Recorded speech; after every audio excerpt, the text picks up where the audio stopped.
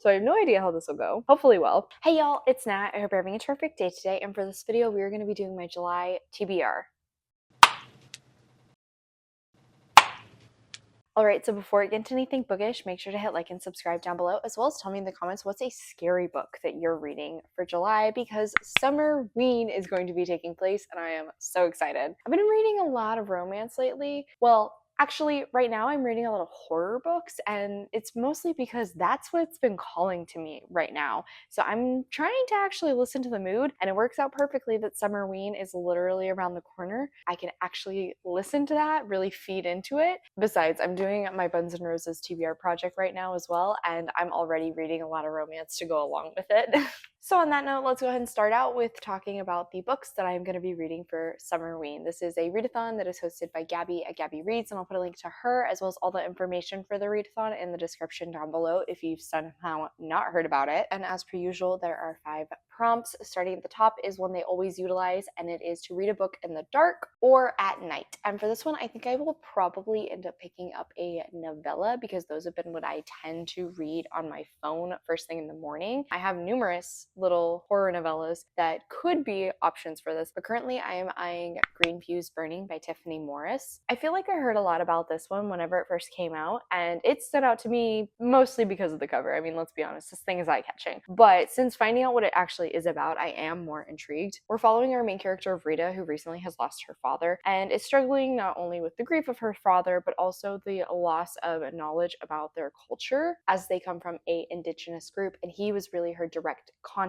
to it. Her well-meaning girlfriend ends up entering her into this like artist contest thing, and initially she's annoyed but ends up being happy about it because it's actually around the area where her father grew up. I don't know too much more about it. It's a novella, so I don't want to know too much more about it. I'm just hopeful that I will enjoy it. Along with that one, the next prompt is a pretty easy one. It is to read a horror or thriller book, so pretty open when it comes to options. Currently I'm eyeing Empire of Wild by Sherry Dimmoline because I have this to complete a few prompts for different bingo boards that I'm doing throughout the year. Along with that, it also is a book I need to read for a video that's coming up here soon. So multiple birds, single stone. This one also has an indigenous author where we are following this woman who I think actually has lost her husband. No, her husband has gone missing. Along with that, I also know this involves a rougarou, which is a sort of like werewolf creature from Matisse legend. And so I'm very intrigued to learn more about it. I am very excited to pick this one up. Unintentional connection between these two books, but it works perfectly. Next prompt is to read a book that has a sky on the cover, and sort of similar to Empire of Wild, in order to complete a prompt on one of the horror bingo boards I am participating in, I am looking at reading And Then There Were None by Agatha Christie. I mean, this is a very well-known classic. I've yet to actually dive into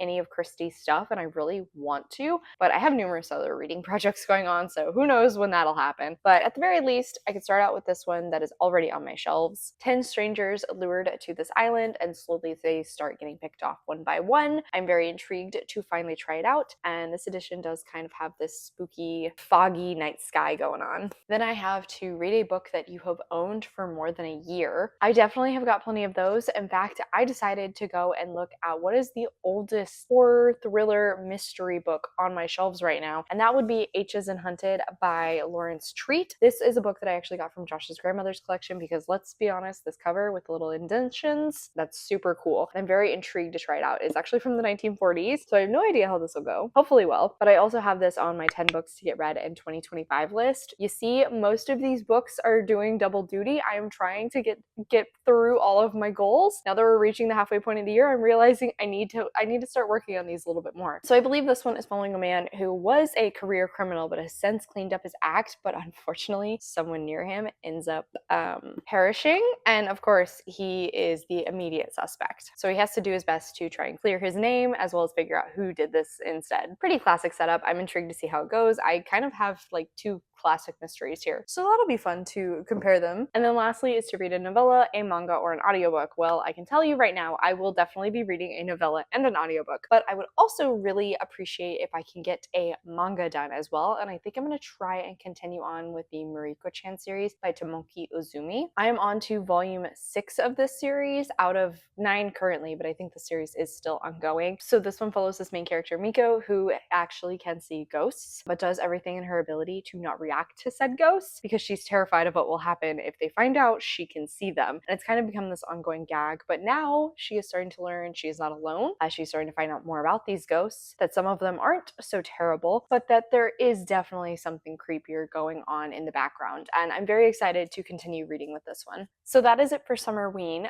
Shockingly, the only readathon I'll be participating in this month, but of course I do have other reading obligations I am planning to work on, such as book clubs. I do have my own book club that I host, which is called the Geek Squad Book Club. It is hosted over on my Patreon, and if you're interested, I'll put links to that in the description down below. It is available to my geek tier and up. This month we are actually going to be reading The Long Way to a Small Angry Planet by Becky Chambers. This one was voted on by my nerds tier, and I'm really excited for it because this is an author I've been wanting to try out. I know she is very well known for like cozy sci-fi. Cozy fantasies have gone okay for me. Cozy mysteries, I'm kind of a miss.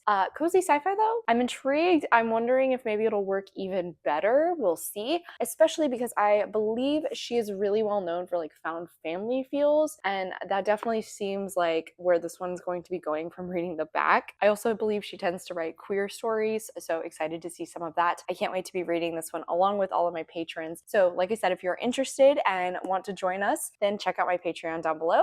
Sam wanted to come say hi.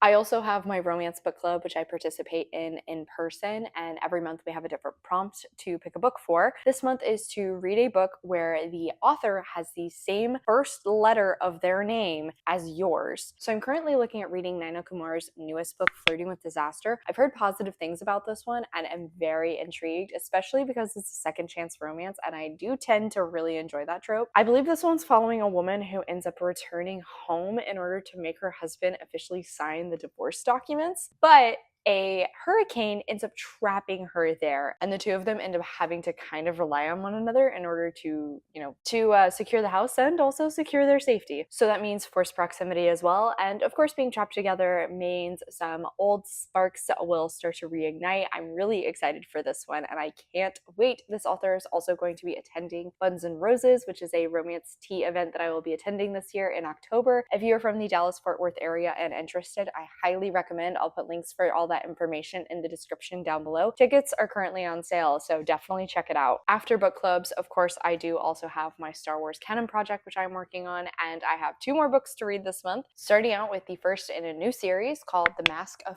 Fear by Alexander Freed. This one is going to be alternating perspectives between Bail Organa, I almost said Maud Gideon, that's not right. Nope, Saw Gerrera, that's who I was thinking of, and then Mon Mothma. So this is actually set between films 3 and 4, and I'm very excited to see more about this time. Along with that one, I will actually be continuing on a separate series within this greater project, and that's the Thrawn Ascendancy with Greater Good by Timothy Zahn. It looks like his species, the 𝗖cie, are being attacked, and these numerous different events all seem very unconnected. But of course, Thrawn knows better. He's trying to figure out the overarching plan in order to protect his people. I am very intrigued to see more about this character. I'm also interested to see if we actually hear his voice, because an interesting element of the first book was that we don't actually see through Thrawn's perspective. We see through people around him. And I wonder if that's going to be an ongoing thing with this series or not. Finally, the one other book that I actively have planned is, of course, to try and read a nonfiction book.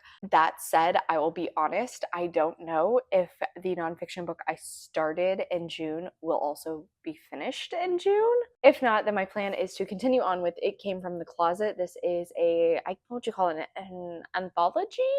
Queer reflections on horror from multiple different authors, and so each of them sort of discuss how their appreciation of horror films has impacted their queer identity and tied in with it. I am 2 chapters in, and I really did like this. I've already watched a new horror movie off of one of these essays, so I want to continue reading it. I don't know if I'll finish it this month or not. If I do, though, I currently am looking at reading American Sherlock by Kate Winkler Dawson. This is looking specifically at the start of like the American crime scene unseen investigators.